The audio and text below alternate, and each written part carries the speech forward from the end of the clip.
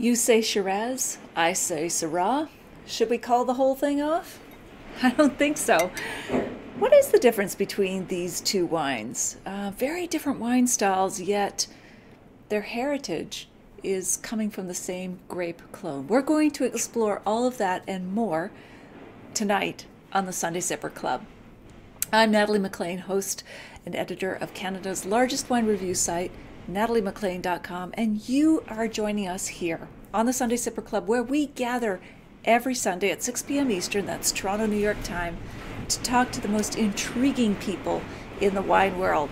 Now, I'm going to take a moment to see if folks can hear and see me. We're getting a really big storm all of a sudden here in Ottawa.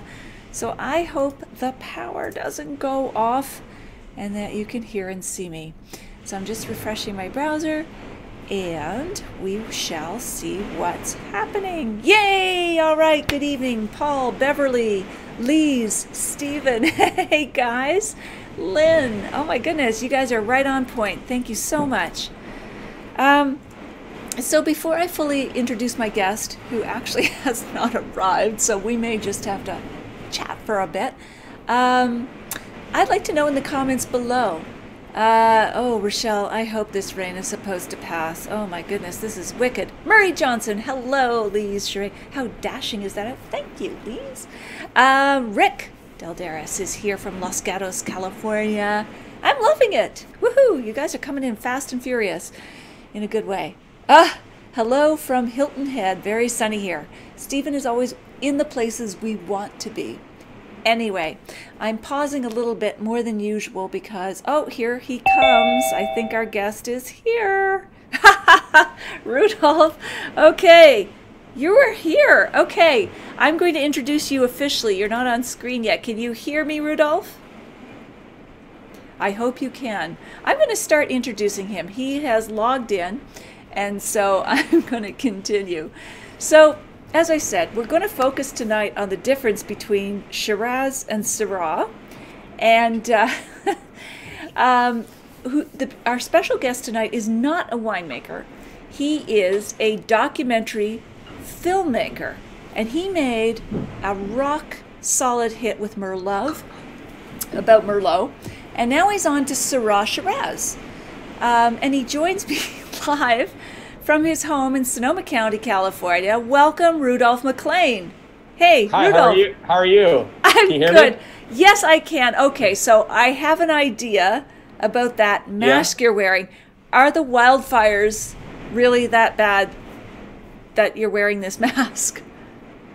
They are, actually. Oh my gosh, that's horrendous. Yeah, like even inside the house, like we have to do filters inside the house for the smoke. Like you can keep your doors closed, and it's getting better today. Today's really the first day of like you can breathe a little bit easier, or there's a little sigh of relief, but it really is that bad. That's horrendous. So this just isn't a prop. Wow, this is serious stuff. You're in Sonoma, Rudolph. Where's the epicenter of this? Is it in your region, or is it more toward the center of Napa? Where is it hardest hitting?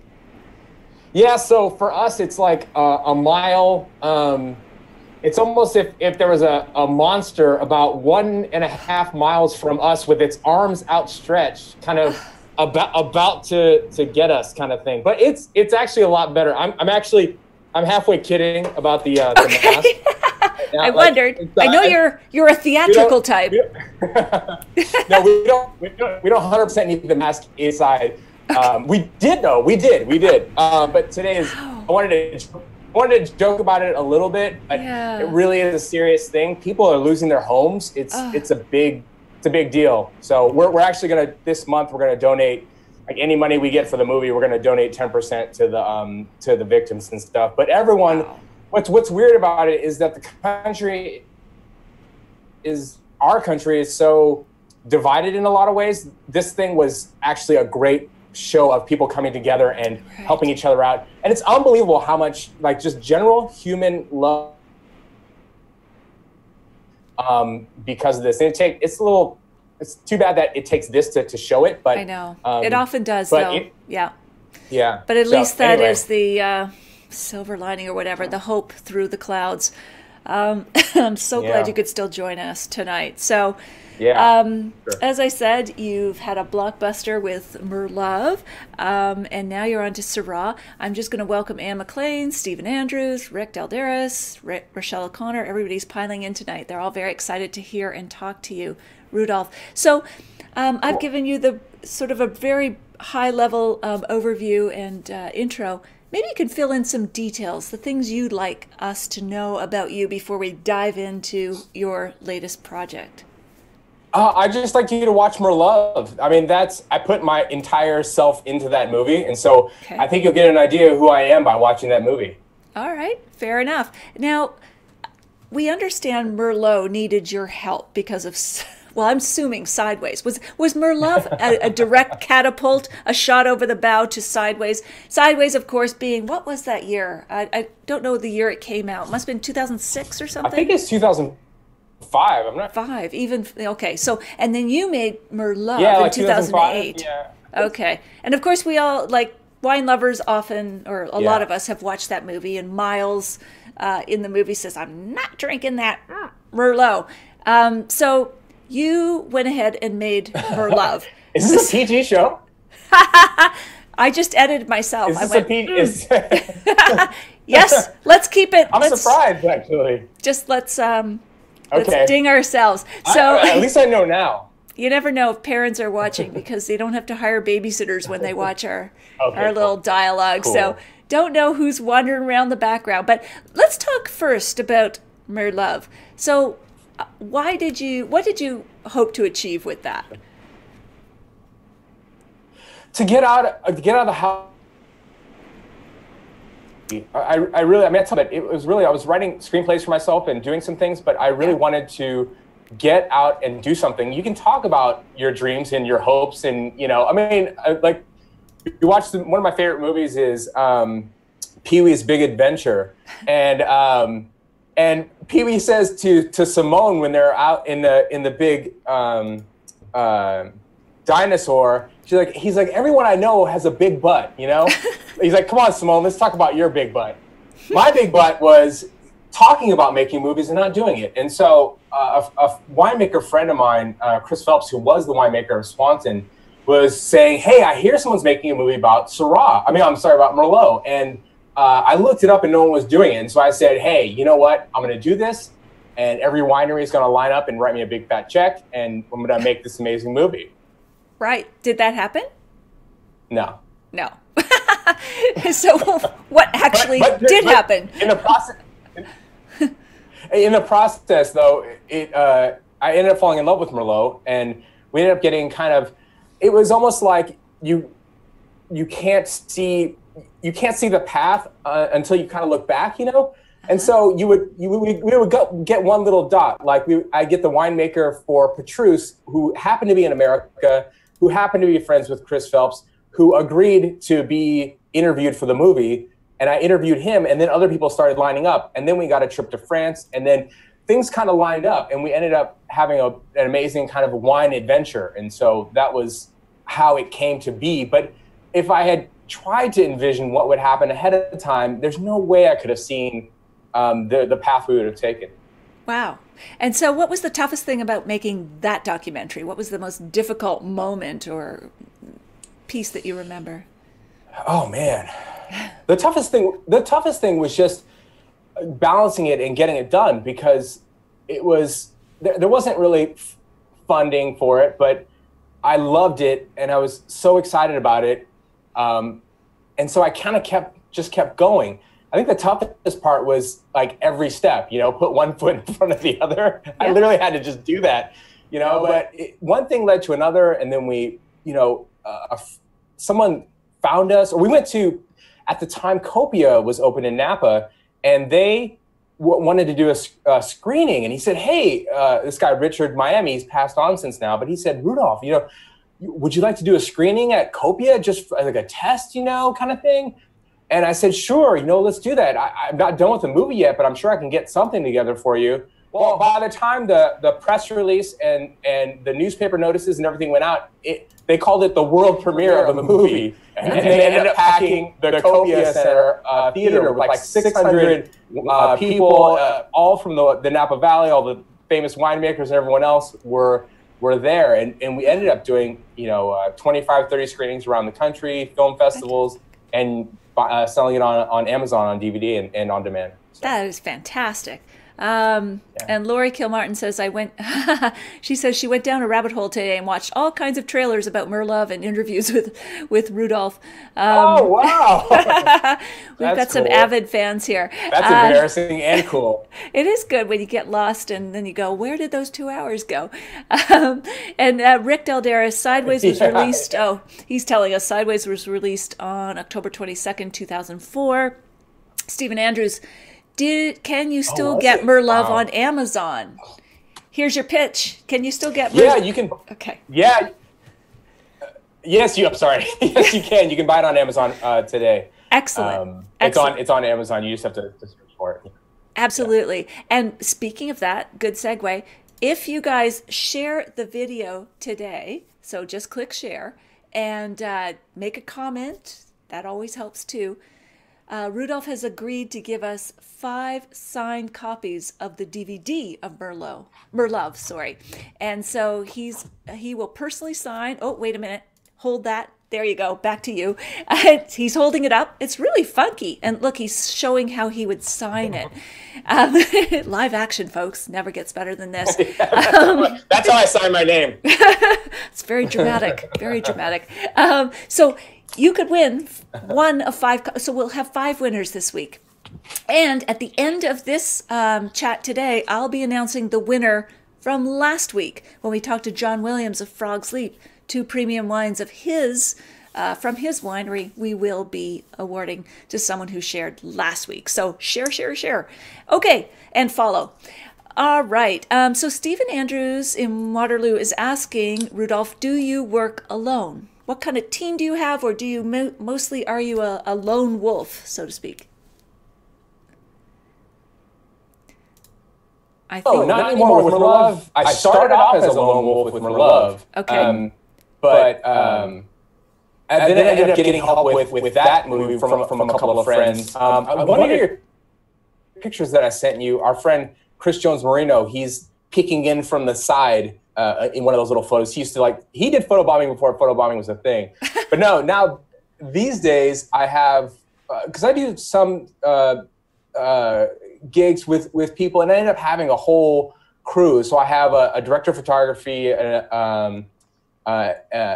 assistant camera, a couple of grips, the makeup lady, the producer, and I'm directing. And so some of those people help me. So usually I bring my director of photography and one of the guys who does grip for me, which grip is just basically moving equipment, making sure all the elements are in place for the filming process. But no, it's several people, and for more complex things, we have even more people so that you can kind of accomplish a shot. It gets higher quality, but slower working. So with Merlove, and you can tell with Merlove, I get a ton of like lowball scores and comments on Amazon because people are like, oh, the quality, I'm so mad at the quality of your movie. But if you just enjoy it as like for the wine education of it and the fun of it, I think the heart kind of really comes through.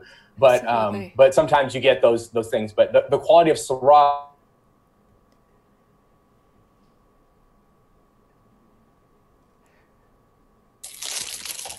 Okay, so sometimes we're cutting in and out. So sometimes I'm pausing here, Rudolph. Should I switch to a different computer? You could try that. Yeah. You're dropping a bit at some points. You're freezing. So if you want to try that, I will occupy the folks and listen and look at their questions while you do that. Okay, cool. I'll be right back. Okay, all right. So guys, this is really interesting. As he's saying, he does work with a team. And, I was watching Merlove in preparation for this video. And what I loved about it is really quirky. I love documentaries. They're a different animal from films and movies. So you'll get, I don't know, it's not as slick, but it's almost more raw and authentic. I don't know if you guys have any other favorite documentaries, wine or otherwise. I would love to know in the comments. I loved Mondovino, and there was one other. I'm trying to think. Oh, Somme, of course, Into the Bottle. Excuse me. But you just get that up close and personal, and you're not looking for those, Hollywood digital effects and so on. So anyway, good questions tonight already. I love that you guys are right on the ball. So I think Rudolph will log in again, but please keep your questions coming. Here he is. Here he is again. Let's see how he's doing. Hey, there you are. Is that better? I think so. How's it sound now? Is that better? It sounds better, and you're not dropping. So. Oh, good. Okay, cool. This is good. Okay, so let's pick up the trail. Okay, so you work with a team, and you know what I loved? I was watching Merlove, and you kept coming back to this shot. You or somebody, it was kind of a distant shot. We're out on the ocean on a surfboard, and you're talking about the ocean of Merlot, and it's all sort of purple tinted. I thought that was quite funny.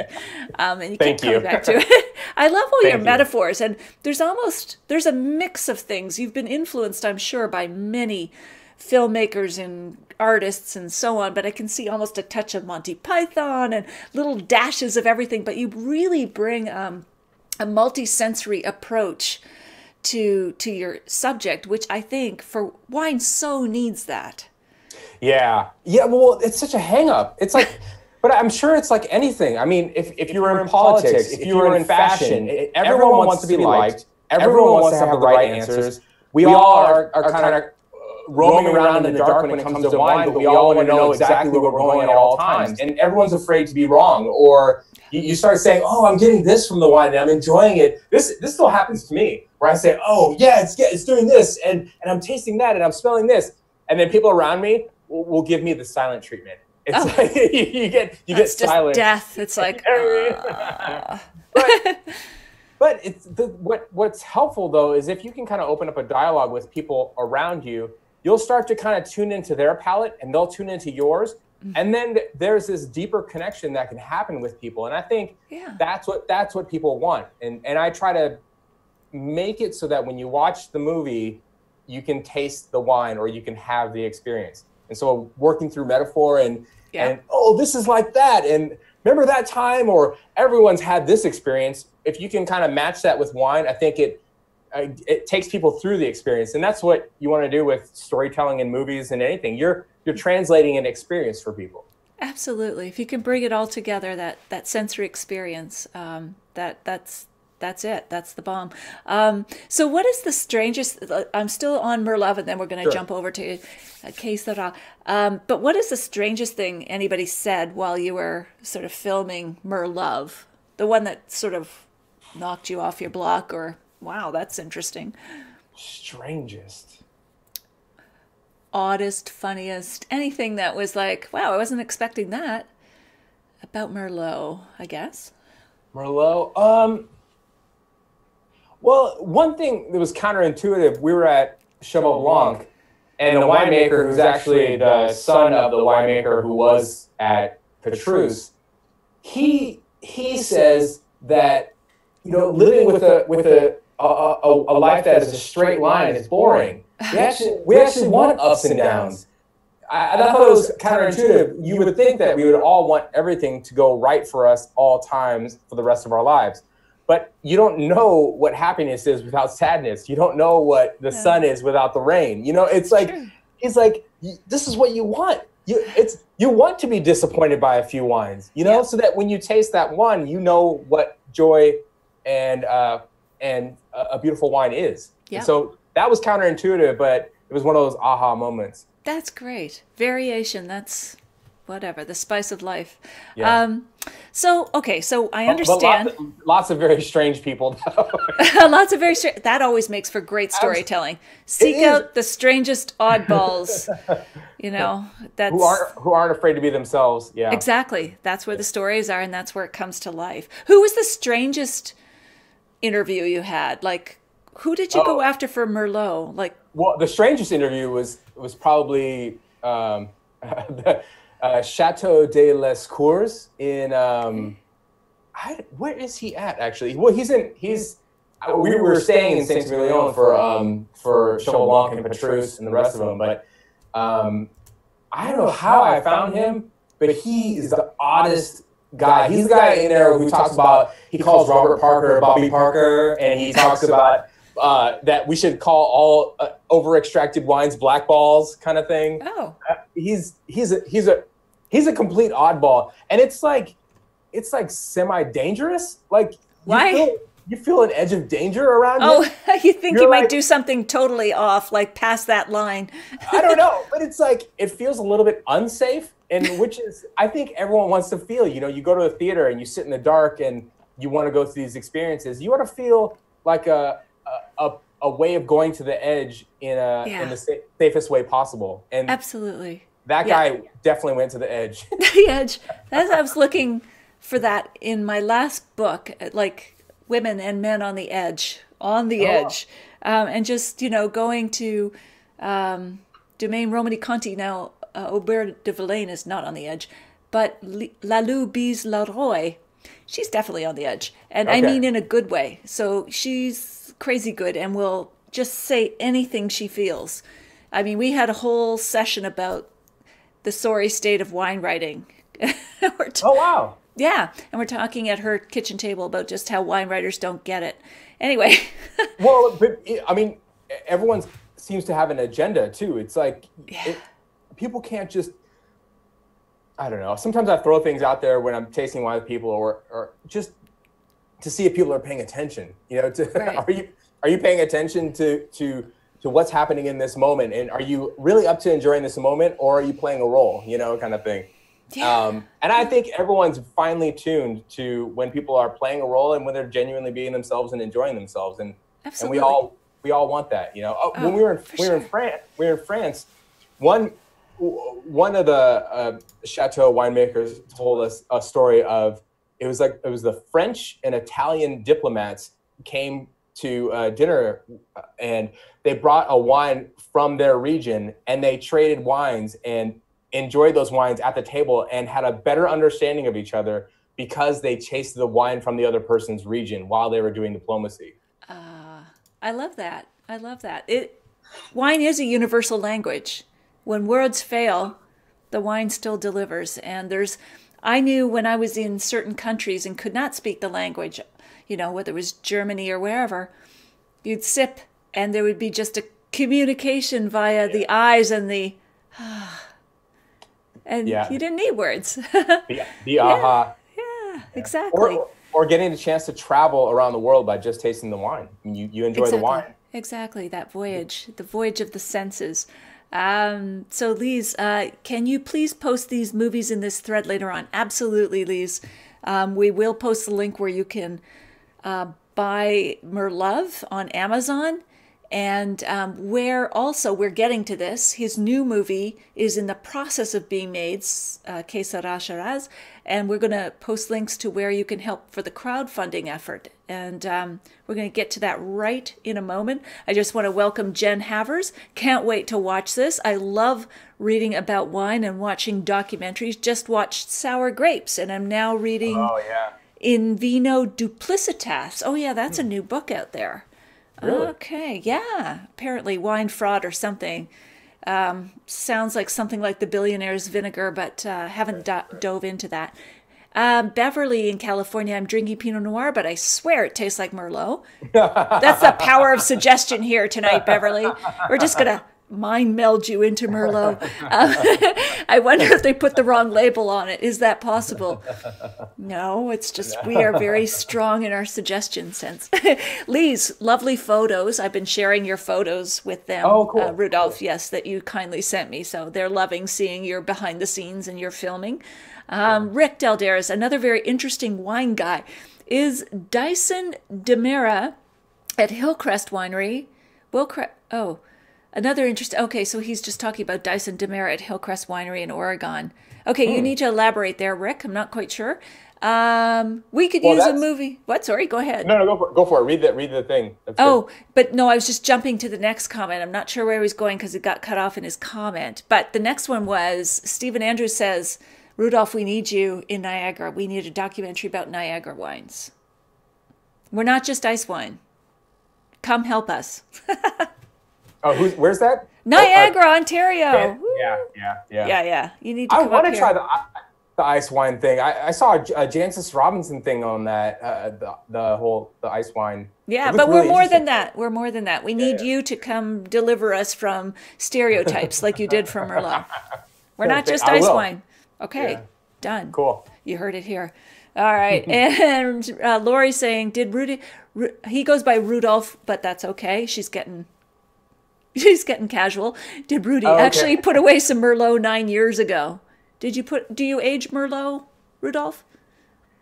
It's the weirdest thing because there are a bunch of bottles that we ended up enjoying, giving away, sharing, and we say every year, like, why didn't we keep that bottle?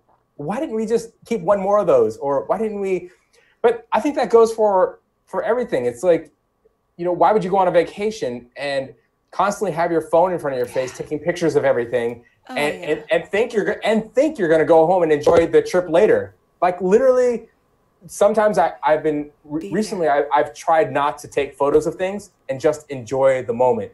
And so we enjoyed the moment with a lot of wines, but there are a couple of bottles that, like when we went to Saxum, Justin Smith gave us a bottle, and my wife tells me you're not allowed to open it until you finish the movie. So once the movie's done, we'll be able to open that bottle. Good motivation. There are a few other bottles too. Where is Saxon located? Is that California? Paso Robles. Ah, all right. Yeah, they got wine of the year, I think, in 2011 or so. So okay, all righty. Okay, so let's get on with the main draw here tonight. So you, we chatted earlier in another little clip, I can understand that Merlot needed your help, Rudolph, but Syrah, Shiraz, aren't they doing just fine? Do they really need your help with another movie? When I speak to people, they say that Syrah was supposed to be the next big thing as well. Like okay. Everyone jumped in on it and saw dollar signs and really wanted to push that as the next big thing. And then kind of the best were separated from the worst as people couldn't hang in there. And but there's a people are already confused with wine, and there seems to be an extra layer or a few layers or 5 or 6 layers of confusion with Syrah. And so that's where I have the most fun is taking something super complicated and trying to understand it. I'm always looking way too deep into everything. Like I'll look at 2 little things and come up with like some like esoteric metaphorical like rabbit hole about these 2 little things, and go, oh, I wonder how in the universe after the Big Bang and quantum theory it all fits together, And so Syrah kind of attracted me with that, and we were looking for another underdog story, and so Absolutely. We felt like Pinot Noir was doing fine. Cabernet's doing fine. Yeah. There are a lot of grapes that are doing just fine. Zinfandel has a ton of fans. They have a support group, for goodness sakes. Gosh, they have like I don't know, they're like the Hells Angels of, or like, I mean, they've got like diehard people who love that grape, and so we thought Syrah. Yeah, for sure. And good things happen and start with curiosity. And you've kicked off this creative effort with wanting to dive deep into Syrah Shiraz. I mean, I was just listening to a podcast the other day. I listened to Tim Ferriss, who wrote the 4-Hour Work Week and so on. But he talked about Leonardo da Vinci. He would make a list every day of things he wanted to know, like what does a woodpecker's tongue look like? I don't know how he's going to find that out. But, diving deep, as you said, I want to know why. What's the history here? What's the difference? Why are there 2 names? Where did it come from? I mean, I think that's a lot of what we want to know. So tell us what you discovered. First, at a high level, is this the same grape? Shiraz, Syrah, how can we differentiate and how are they similar? So they're the exact same grapes, Syrah and Shiraz. Okay. It's a style thing. It's more the potato, or whatever it is, or tomato. Yes. It's an indication of style between Syrah and Shiraz, and even within those, there are different allegiances. So someone may want to make something beautiful and elegant and a little bit austere, and still call it Shiraz because they're from Australia. Or, it's almost like deciding how you want to, or what you want to represent for that grape. And so Shiraz ends up being a little bit more of the, in general, kind of the fruit forward, larger, heavier on the palate style of Australia. And some people in California will adopt it as well, calling it Shiraz, and go for that more of that fruit forward, crowd friendly style kind of thing. I think Gary Eberle in Paso Robles has one. I mean, he's out there for sure. He's another guy. He used to be like a football player in college. He's in the trailer actually on our website. Okay. But he dresses like in women's dresses and stuff. He's got like that's out there. A really fun style. He's got one called Up Shiraz. Huh. Well, okay. That speaks for itself. Yes. And then so Syrah can be all over the map as well. It can be more of a more fruit forward, heavier on the palate style like Shiraz. But yes, and that's what Stephen's asking. Is there much Syrah in California? So you're kind of getting at that. I found, especially in you say Paso Robles, right? Not Paso Robles. Paso Robles. Yeah. It's like there's a lot of different ways. I'm not sure exactly how it is, but I always go with Paso Robles. But yeah, I like that. So, but it tends. Sure, Canada. But so don't they tend there? And for the most part in California to go with Syrah, which I always think is a nod more to the French Rhone Valley style than the Australian Shiraz. Yes. They mostly go with the Syrah style, but even within Paso Robles, some people call it a debate, some people call it a fake debate between east and west, because one side does more of like a one side of what? One side of Paso Robles does more of a nod to France, with more of an austere early picking style that's a little less ripe. Not early picking, but just a little less ripe, and a little more of a nod to the French style. And then there is another side of Paso that does more of an extracted, a more ripe style, but it's still called Syrah. So there's a difference there as well. But that's the crazy thing about all of it, is that there's no way to nail anything down, which is kind of the fun of wine. There's no way to know everything, and so the fun is getting into it. Yeah, the exploration, the journey. Yeah, I mean, absolutely.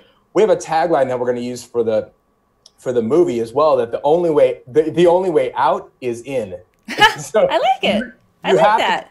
You have to go deeper in order to get out, kind of thing. That's true. I mean, the poster for K Syrah Shiraz is the Chinese finger trap. So it's a two-sided bottle. One side is Syrah and one side is Shiraz. Okay. And so your fingers are stuck in it. And the only way out, because the way to get out of a Chinese finger trap is you have to push your fingers in to get out. Yes. Yes. I love that. It reminds me of also the Poseidon and other adventures where they had to swim underwater to get out on the other side, or they would drown. Anyway, probably way too stretched. But Lee says, I love that name. A good one. Lori Kilmartin, I always thought Syrah was about old world, Shiraz was new world.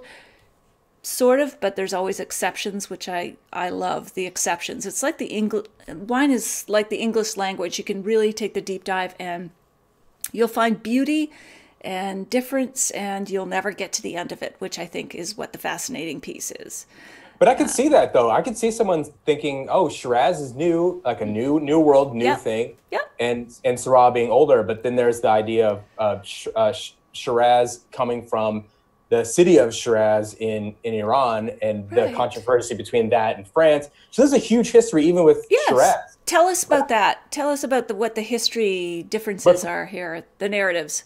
Sure, but first I wouldn't fault her for saying for that perception, because that's definitely out there. Absolutely. Yeah, so everyone kind of, spun the yarn of is Shiraz from Shiraz, Iran, um, but not to give away the movie because people will watch it anyway. But Carol Meredith, she was a professor at UC Davis, did the DNA research, and it's not from Iran. It's actually from France. You can trace the parents of Syrah back to France, and the Rhone Valley.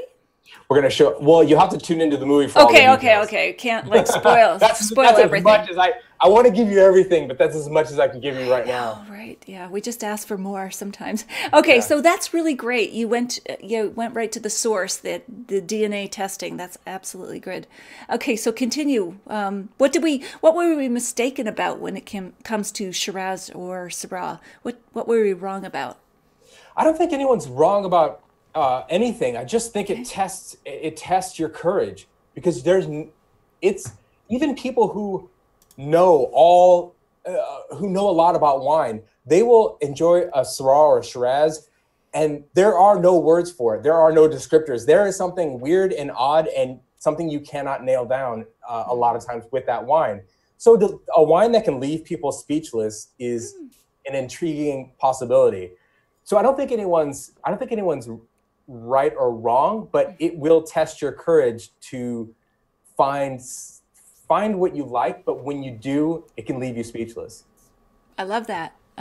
A wine that can, yes. But you also talked to Randall Graham, whom we interviewed about a month ago here on the show. Love him. And he has some provocative things to say about Syrah versus Cabernet. What was his bottom line? Well, I said, because I bring it down to the ground level and say, hey, what are people going to do? They have to bring a bottle to a dinner, and they want to impress people, right. And everyone wants to say and do the right things. And Cabernet's a badge wine. Yeah, and so why not bring a cab that has the high point score? Like, what are you going to do with Syrah? And Randall said, Syrah is better than cab. Syrah is way better than cab. You'll be fine. He says people are just messed up in the head. They don't know. They don't know that they love Syrah. If you give it a shot, you'll find that people will love Syrah. And I think that's kind of what he's advocating, is the fact that if you enjoy a little bit of Syrah and you have something to say about it, you bring it to a party, you enjoy it with friends, you actually might blow some minds instead of just bringing the safe choice of Cabernet. I love that. That's great. Again, I always forget to say who we are and what we're talking about for people who are just tuning in midway through this. But you're here on the Sunday Sipper Club, where we gather every Sunday at 6 p.m. That's Toronto, New York time, to talk to the most interesting people in the wine world, like Rudolph McLean, who I should say, yes, you, no relation, different spelling. Yeah, right. Yeah, right.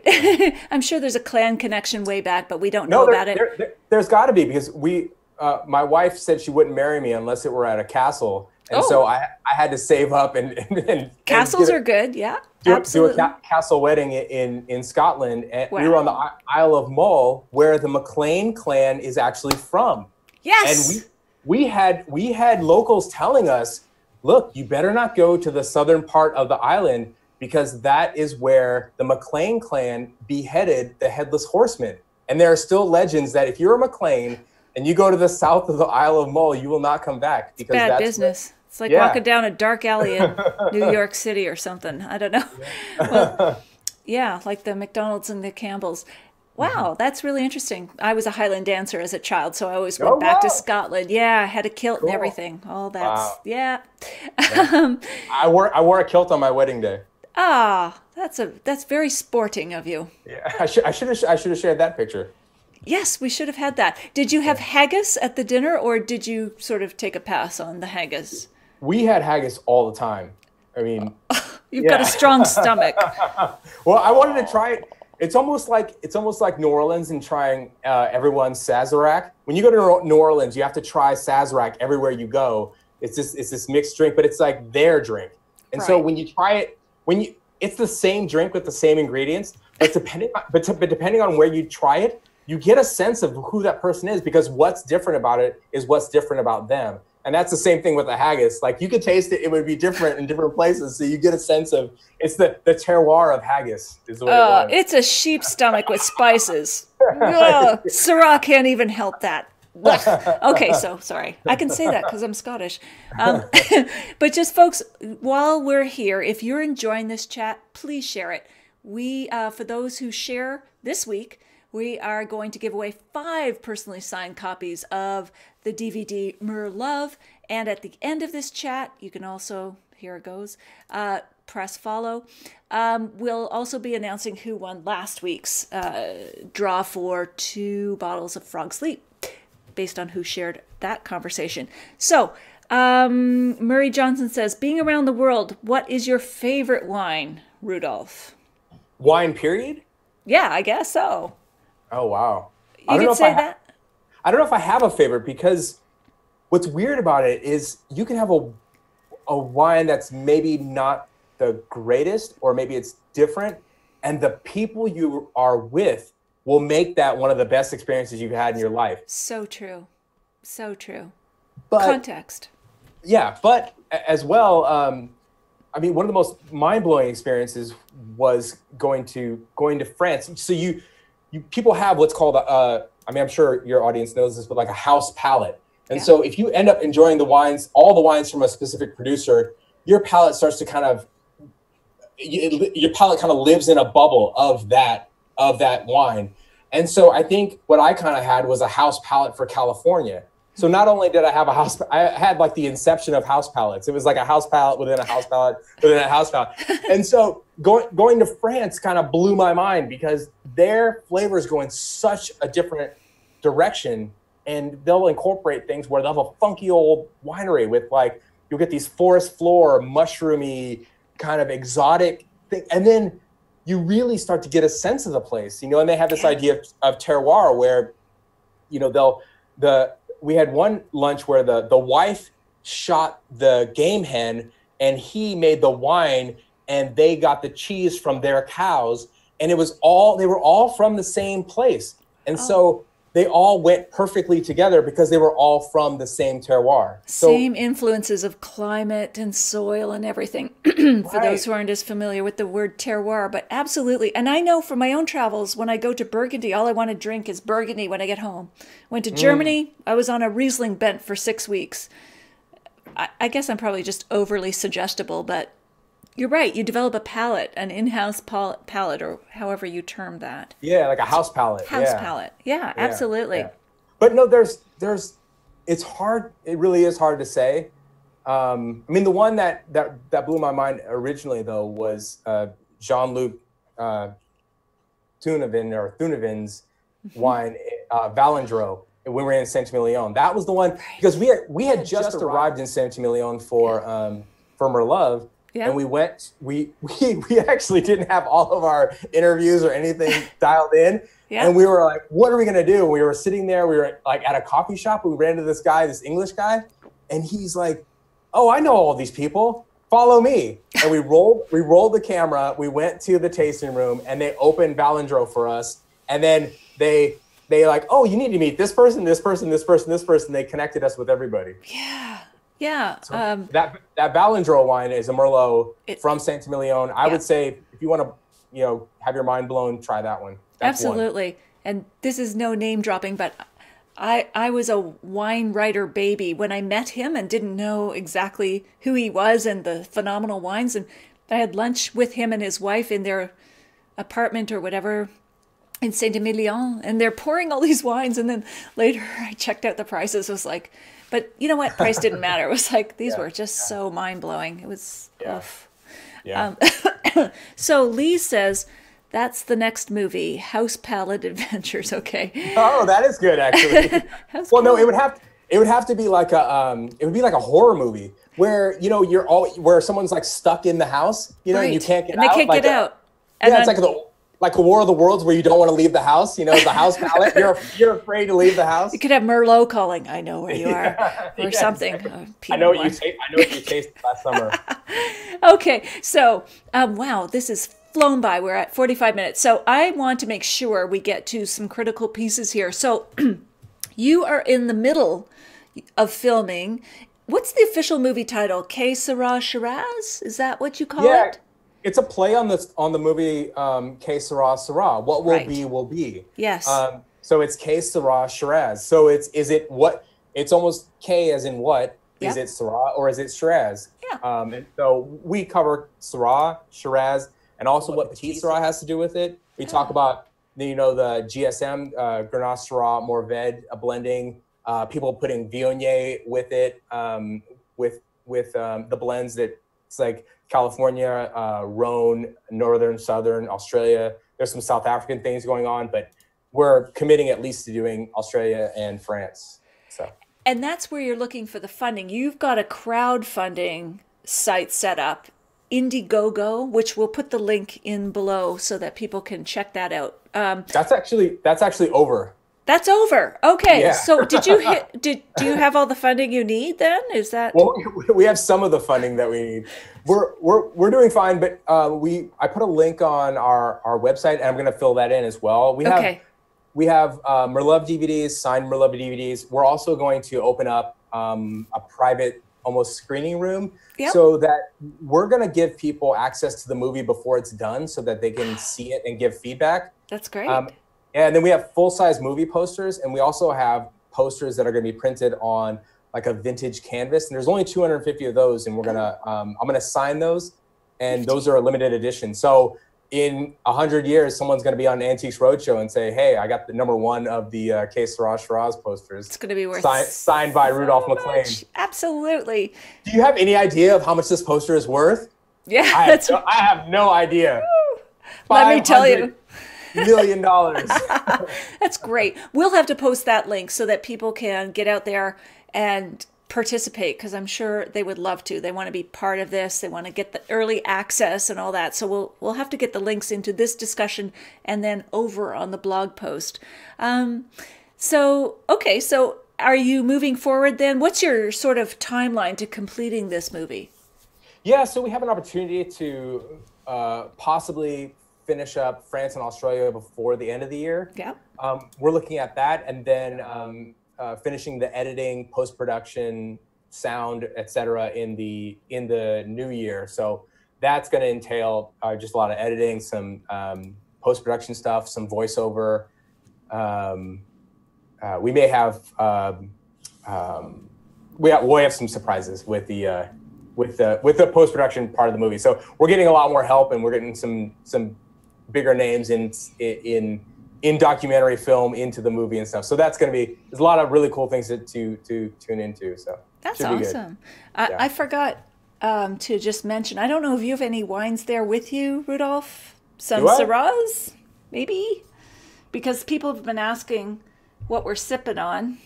Oh, what have you got? I don't know. I might have a couple here. Okay. All right. I can sort of see. Wow. Really? 6.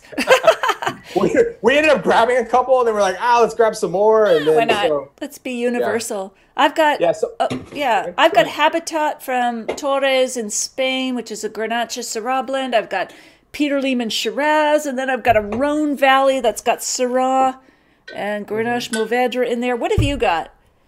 So I had never had Yellowtail before, so we got Yellowtail.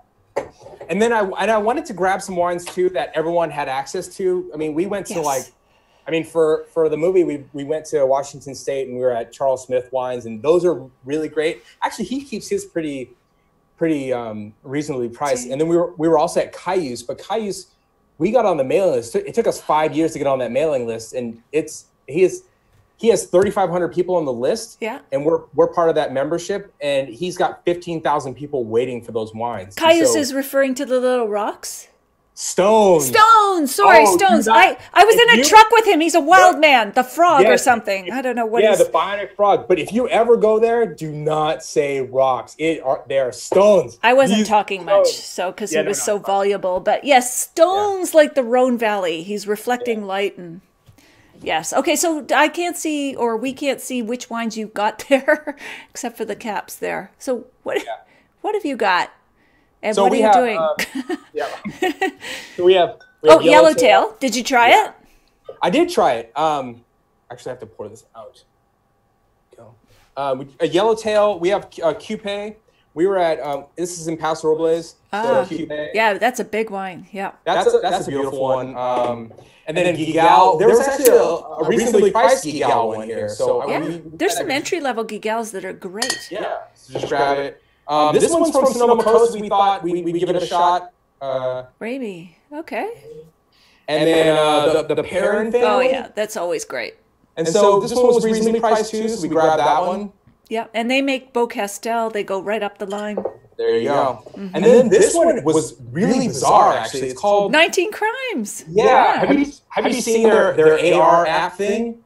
It's no, but I've seen their campaign. They're all these criminals, you know, the convict history of Australia, I guess they're playing off. But they've got an app, huh? Yeah. Well, the app itself, you hold the phone up in front of the label, and the convict speaks. Oh, wow, that's kind of spooky. It talks to you. Yeah. Okay. It's really weird. Do I not have it on here? It's interesting. Big marketing behind that. Here it is. Okay. So, did you have a favorite of all those? Oh, let me put you on big screen here. Oh, you got the app. Okay. Gotcha. Oh, he's talking. That's just weird. It's sort of skeletal, like for Halloween. Yeah, so if you do their app and you hold it in front of the... He'll tell you a story. That's spooky. That's unsettling. Yeah. Put it away. Yeah. So those are the ones we decided to grab. Cool. Okay, so do you have a favorite there, or you haven't tasted through them yet? Yeah, I tasted a little bit through them. You know, I just to get some preliminary notes down. That's okay. We don't have to get technical, but anything stand out? They're all pretty neat. You know, they were actually they were lighter on the palate and a little more structure and acidity than I was expecting, even for, but you can see how they, like the Yellowtail, the 19 Crimes are like a crowd pleaser. It's like, you got to start somewhere. And I don't think you should be ashamed by enjoying some entry level wines, and going for it kind of thing. Absolutely. Smooth, supple, easy drinking, got some sweetness. But the French style is definitely a little bit more austere, you know, a little bit more of like a chalky tannin, dried crushed fruit, acidity, like a little lighter on the palate, a little more elegant, but still beautiful. And then you get toward California, and it seems to be a little bit bigger and still beautiful. And so that's more of like the Coupe and this Rainy from Sonoma Coast. Rainy. So I think too, it just depends on how much weight you want on your palate as far as enjoying these wines. Yeah, and Syrah has that versatility. Stéphane Denis, 19 Crimes is nice. Stephen Andrews, cool. Lori, love the Côte d'Rône wines. 19 Crimes has a marketing thing now where if you find a cork, you can win something. Okay. Oh, that's red. Did I win? Yeah. Did you get anything there? Maybe a get out of jail free card or something? That would be cool. Yeah, well, if you're in Australia and you're jailed, you can. Yeah. They're only nice people in Canada, but we have friends in Canada actually. They were all nice. We all apologize. Sorry. No, I'm sorry. No. So this is so much fun. So we're going to post a bunch of links. Also, I just wanted to mention you filmed part of a new movie coming out called The Judgment of Paris. You filmed one of those scenes. Who's in that movie? This is a broad scale Hollywood movie as well. Who are the actors in that? Yeah, so they don't have. I don't know if they actually have actors. Okay. Yet for it, they have the funding. Okay. They have a screenplay. It's George Tabor's book. Yes.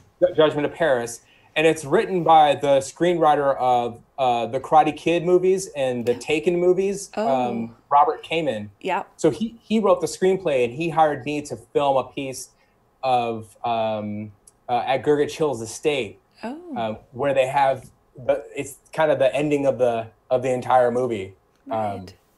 Yeah, so that's interesting.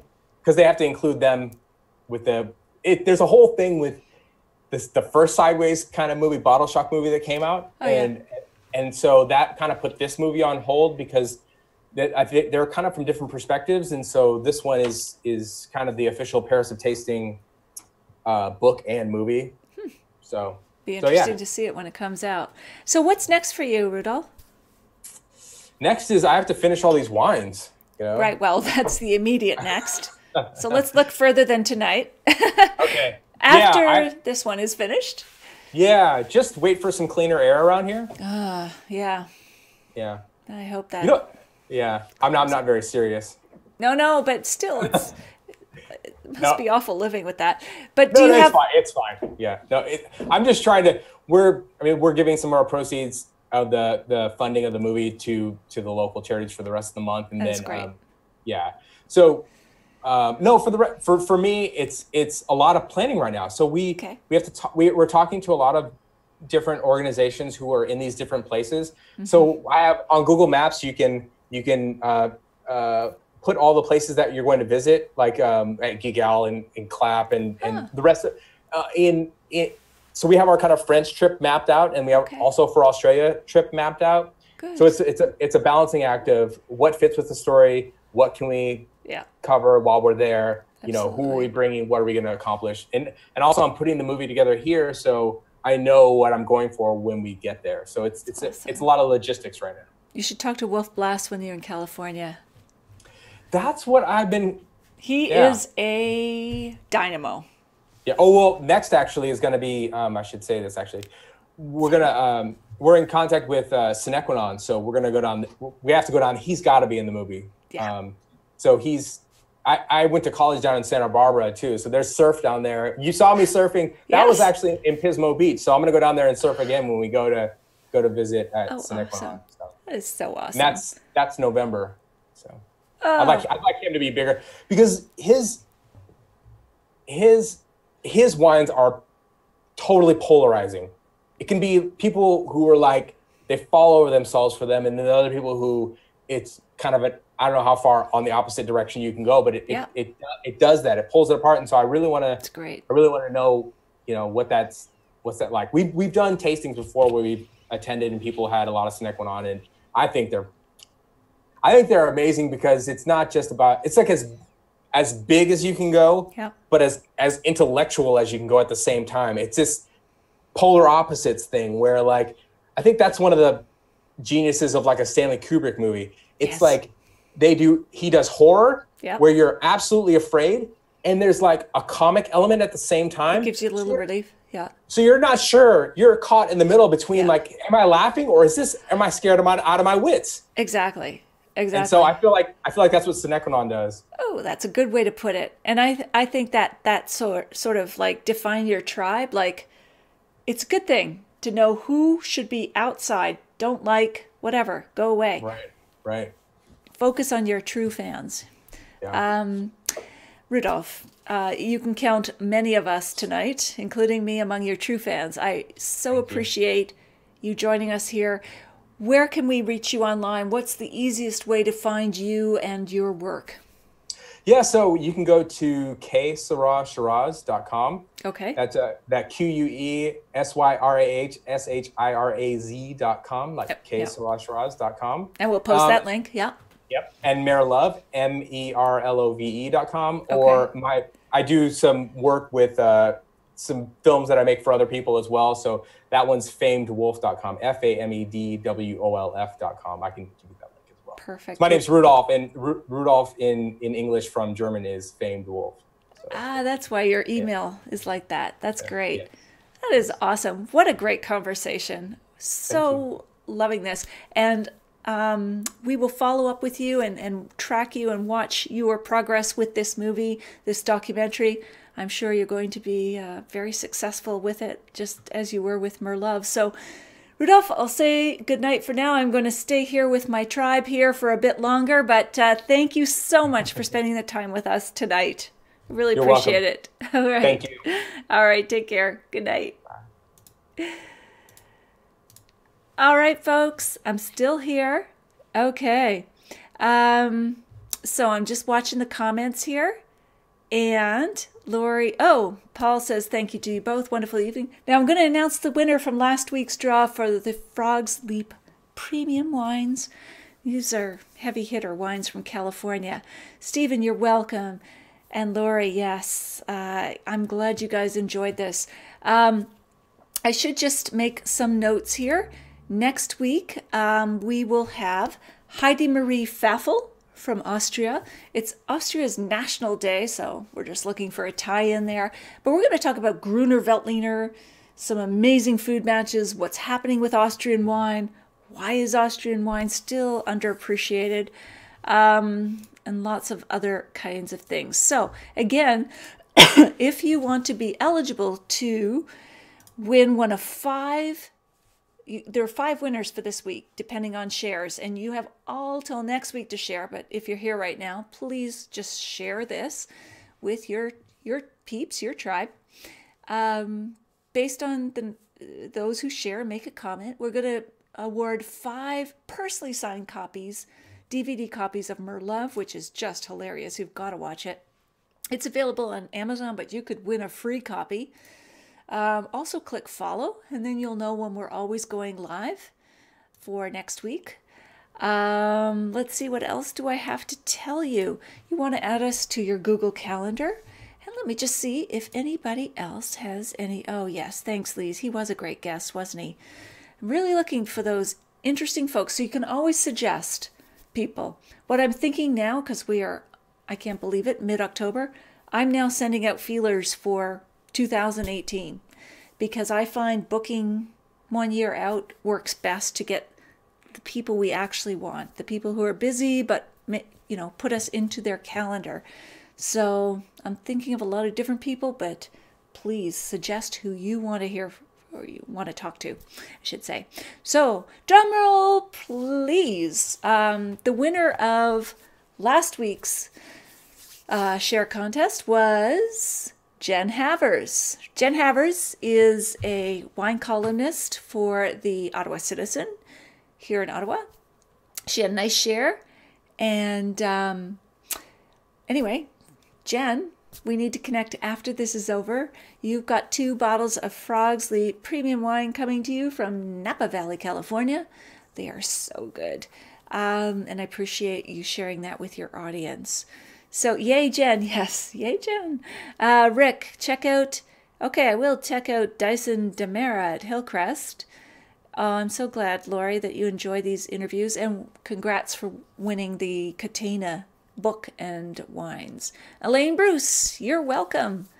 And yes, if you are just watching, not just, if you are watching the replay, please share this video. We wait all week to look at who shared the video over the week, and then next week we draw for the winner. I know everybody can't make it on a Sunday at 6. That's cool. You can watch the replay. It's more fun when you're here live. It's more fun for you. It's more fun for me when I can be sharing your comments, your questions with the winemaker. But if not, just bookmark us, put us into your calendar, watch us, keep up with us, and be part of our tribe. So, good night, Lise and friends. Yes, absolutely. I'm saying good night to you all. This is the highlight of my week. I so appreciate you guys taking the time to watch, and I will see you next week. Take care.